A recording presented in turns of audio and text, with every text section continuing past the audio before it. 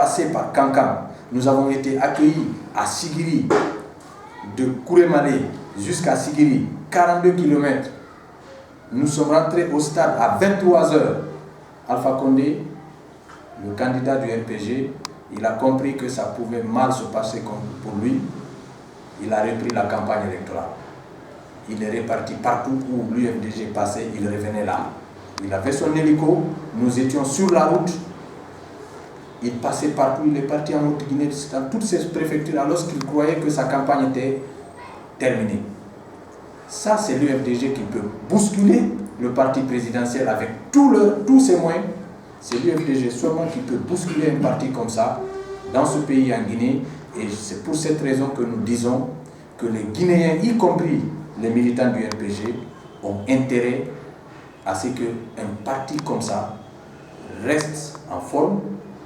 C'est pour la démocratie dans notre pays, c'est pour le développement de notre pays, parce que contrairement à d'autres personnes, nous pensons que nous pouvons participer au développement de notre pays en restant à l'opposition, en critiquant, en formant un contre-pouvoir, et on ne peut pas croire qu'on participe seulement au développement lorsqu'on est ministre, ou lorsqu'on est chef de quartier, ou lorsqu'on est avec le président de la République.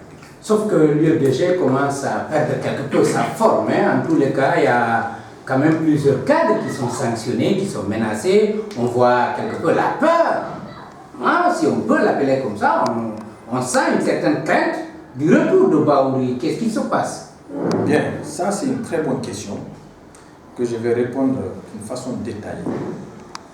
À l'UFDG et dans toutes les autres formations politiques, il y a des personnes qui viennent et qui partent. Après une élection... Sauf que là, on parle des fondateurs. Après une élection... Des géniteurs du parti. Après une élection, lorsque elle est gagnée, tout le monde peut se vanter d'avoir fait ceci, d'avoir fait cela. Lorsqu'elle est perdue, l'objectif n'est pas atteint, tout le monde se rejette la responsabilité. C'est l'autre qui a fait. Dans nos statuts et notre règlement intérieur, c'est clairement indiqué qu'un responsable du parti, membre du bureau exécutif ou membre du conseil politique ou membre d'une structure ne doit se prononcer sur la vie du parti exclusivement que dans les instances du parti. Lorsque tu... Exclusivement? Exclusivement. Mais c'est pas ce que vous faites là, vous parlez du parti à des médias.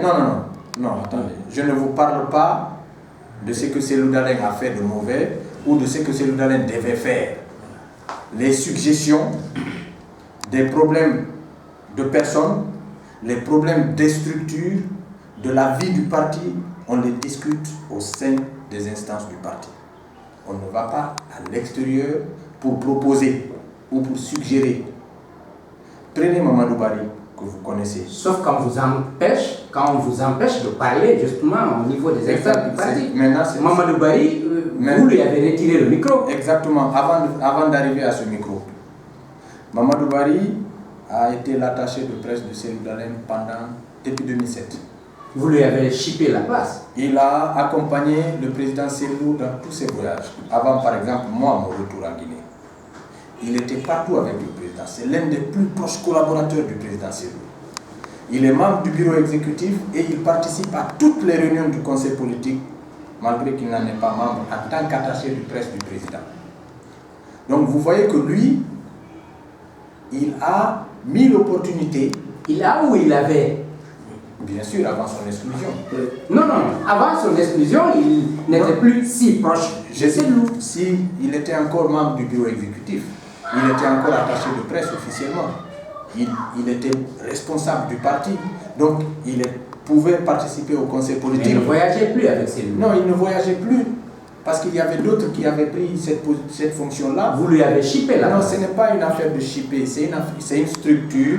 C'est un combat, vous avez gagné? Non, ce n'est pas un combat. Si vous me permettez, je reviens à la vraie question. Ce n'est pas une question de personne de Mamadou Bari et de Paul-Pierre Jacques. J'ai dit encore une fois qu'il a eu toutes les opportunités de dire ce qu'il pensait, de faire ses suggestions à Cellou Dalein, le président du parti, à deux, au conseil politique, au bureau exécutif, ou à d'autres personnalités du parti dont il était proche. Il ne l'a jamais fait. Jamais. Il a écrit 1001 papiers. Lorsqu'il écrit, M. Lansana Camara est l'un des destinataires de ces courriers. Comme beaucoup d'autres journalistes. Okay. Lorsqu'il écrit, il a une liste de 91 personnes. Il envoie ses écrits, même si c'est des suggestions, il envoie ses écrits, il écrit gestion de l'UFDG. Il envoie ses écrits à ces 91 personnes, donc membres de la presse, membres des personnalités hors du parti, et il met le président en copie. Il met quelques membres du bureau exécutif en copie. Et après, il se dit, j'ai suggéré, j'ai donné des suggestions, j'ai fait des suggestions. Non, tu n'as pas fait des suggestions. Tu as plutôt envoyé des papiers à la presse. Non, tu as plutôt donné ton opinion à la presse. Il arrive que M. Barry adresse des courriers à la presse, mais souvent il signe analyste financier. Oui, mais tous ces papiers-là, analyste financier, vous allez voir, c'est titré gestion de l'UFDG. La gestion de l'UFDG ne s'adresse pas à la presse, ne s'adresse pas à d'autres personnes.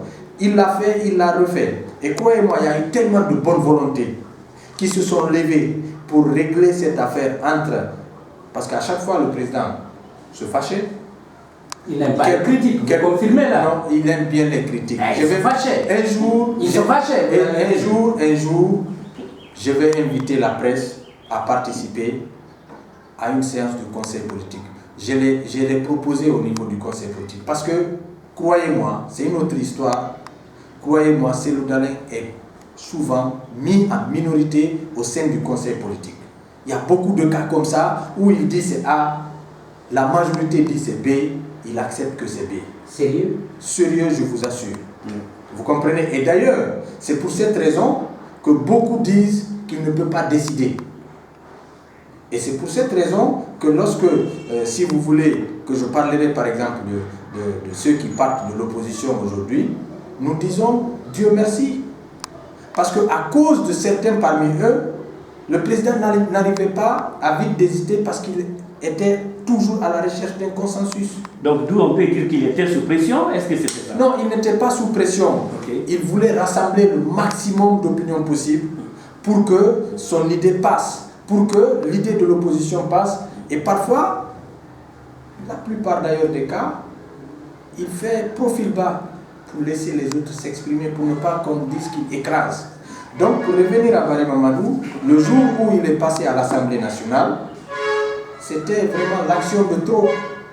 L'Assemblée générale, le parti, les militants, nous sommes tellement fiers de ce que nous faisons à l'Assemblée générale, parce que tous les partis politiques aujourd'hui essayent de faire comme nous, y compris le RPG. Aucun parti politique ne peut se vanter d'organiser des assemblées générales tous les samedis avec un tel nombre de militants. Lorsque toi, en tant que responsable, ce que tu n'as pas dit au conseil politique, au bureau exécutif, à la fédération, tu dis que c'est là-bas, parce que là-bas aussi c'est public, il y a les journalistes, que tu vas agir pour empêcher qu'il y ait assemblée générale, nous n'allons pas tolérer cela. Donc c'est l'action de trop qui a conduit à son exclusion. Si je reviens à Mohamed Lamine Keïta, que vous avez connu tout récemment, je vous rappelle que Mohamed Lamine Keïta est venu à l'UFDG à travers la fédération parallèle que M. Baouri a imposée en France. À la recherche de consensus, suite à l'accord, ce qui s'est passé à la réconciliation de Dakar, Cellou Dalein a accepté que les membres de cette fédération parallèle illégale, au départ, viennent être inclus dans la vraie fédération de France, l'officielle. C'est en ce moment, avec la possibilité de choix de poste, c'est en ce moment que Mohamed Lamine Keïta a choisi librement d'être au secrétariat chargé à l'information et à la communication. Avant les élections, M. Mohamed Lamine Keïta n'a participé à aucune activité, depuis son élection à ce poste, à aucune activité. Lors des élections, il n'a pas participé à la campagne. Vous ne l'avez pas entendu de toutes les façons. Ni sur Facebook, ni sur les sites, Nulle part ailleurs, il n'a participé. Il n'est même pas parti le jour du vote glisser son bulletin. Responsable de l'information et de la communication. Le lendemain, l'objectif n'est pas atteint, on sort, les autres n'ont rien fait. Ce n'est pas responsable. Nous avons besoin de responsables qui travaillent. Pour la première fois, l'UFDG perd la France.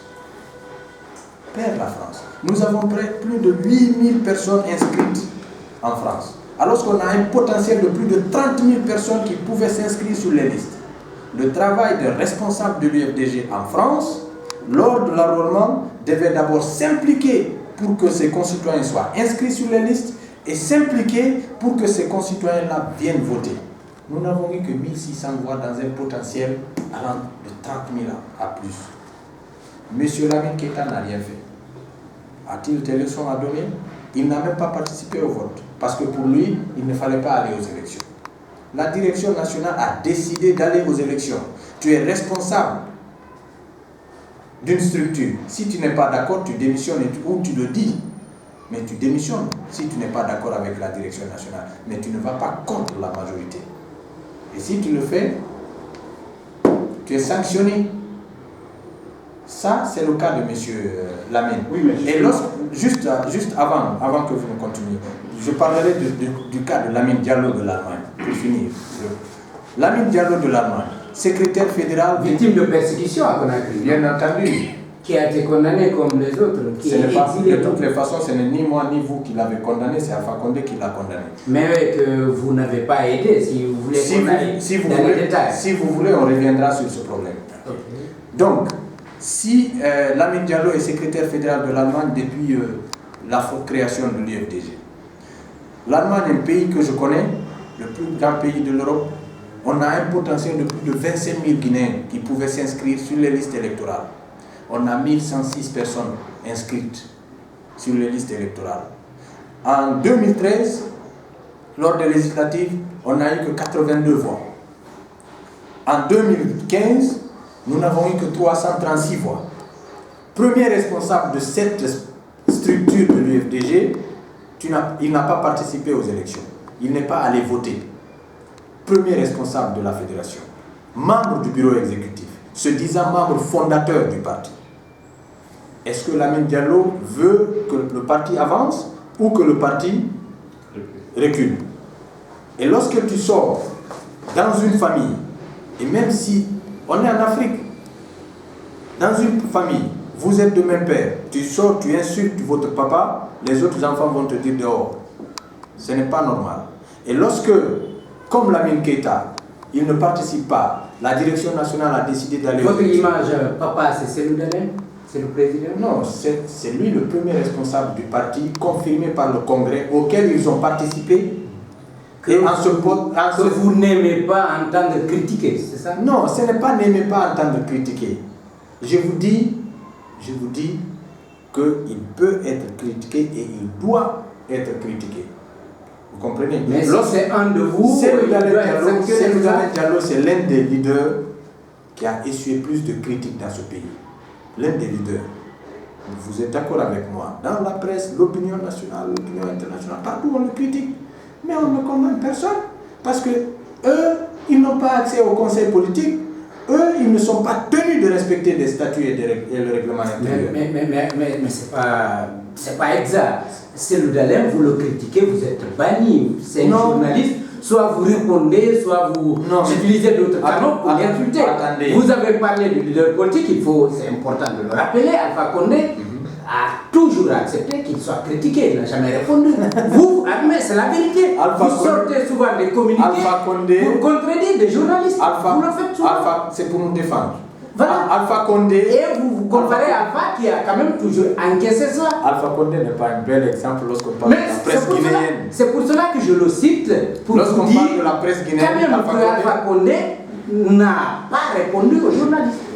Il n'a pas répondu aux journalistes. Lorsqu'il dit qu'il ne vous lit même pas et que depuis qu'il est là, il ne vous a jamais envoyé la presse privée, jamais il ne s'est fait accompagner par quelqu'un de la presse privée en Guinée. Jamais. C'est lorsque vous l'avez critiqué, vous avez presque exigé qu'il a commencé à faire des conférences de presse ici en monologue. Attention, je ne parle pas de toutes les relations Alpha Condé presse et Loudalem presse. Nous parlons de critiques. J'ai dit que Alpha a quand même encaissé des critiques que Cellou n'encaisse pas.